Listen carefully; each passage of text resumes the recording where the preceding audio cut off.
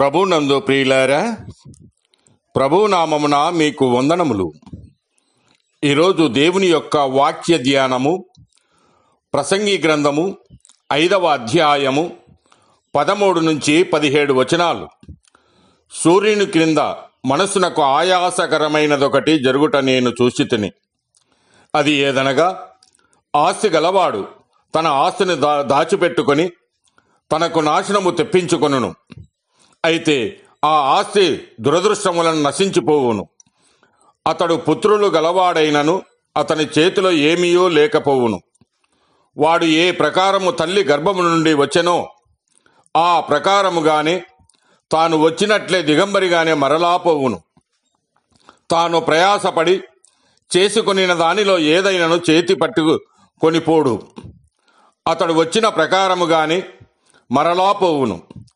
గాలికి ప్రయాసపడి సంపాదించిన దాని వలన వానికి లాభమేమి? ఇదియు మనస్సునకు ఆయాసకరమైనదే. తన దినములన్నీయు అతడు చీకటిలో భోజనము చేయును.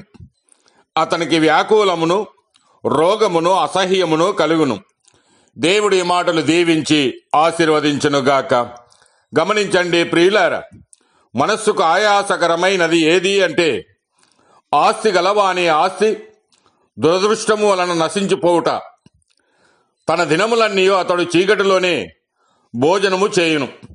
అతనికి వ్యాకులమును రోగమును అసహ్యమును కలుగును. అసలు రోగము ఎందుకు వస్తూ ఉంది, ఎప్పుడు వచ్చిందని ఆలోచన చేస్తే, ఆదిలో మనము గమనించినప్పుడు నరులెల్లరూ ఆరోగ్యవంతులే, దీర్ఘాయుష్మంతులే. అయితే దేవుని ఆజ్ఞ మీరి పాపము చేయగా రోగాలు వచ్చినవి, ఆయుష్ క్షీణించినది. నీ దేవుడైన యెహోవాకు భయపడక ఆయన ఆజ్ఞలు గైకొనని ఎడల ప్రతి రోగము ప్రతి తెగులు ఆయన నీకు కలగజేయనని దేవుని వాక్యము సెలవిస్తూ ఉన్నది. పాప శాపము వలన నీ శరీరానికి రోగాలు సంక్రమించి చిన్నలేమి పెద్దలేమి అందరూ మరణానికి గురి అగుచున్నారు. శరీరానికి కలిగే రోగాల కంటే మించిన ఘోరమైనటువంటి రోగము ఒకటి ఉన్నది. అదే హృదయానికి సంబంధించిన రోగం. హృదయం అన్నిటికంటే మోసకరమైనది, అది ఘోరమైన వ్యాధి గలది. దాన్ని గ్రహింపగలవాడు ఎవడు? అదే పాపపు వ్యాధి. శరీర రోగాలకు మందులెన్నో కనుక్కొని స్వస్థత పడవచ్చు, కానీ పాప రోగానికి మందులు లేవు. పాప రోగానికి కలిగే ఫలము కూడా మరణమే.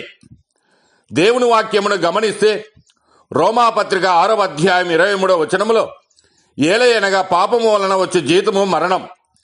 అయితే దేవుని కృపావరము మన ప్రభు అయిన యేసుక్రీస్తునందు నిత్య జీవం. గమనించండి ప్రియులారా, రోమాపత్రిక 3వ అధ్యాయము 23వ ప్రకారము అందరూ పాపరోగులే, పాపము లేని వాడు ఒక్కడునూ లేడు. అందుకే ప్రభు అంటూ ఉన్నాడు మత్తయి సువార్త 9వ అధ్యాయం 12వ వచనములో, రోగులకే గాని ఆరోగ్యము గల వారికి వైద్యుడు అక్కరలేదు కదా.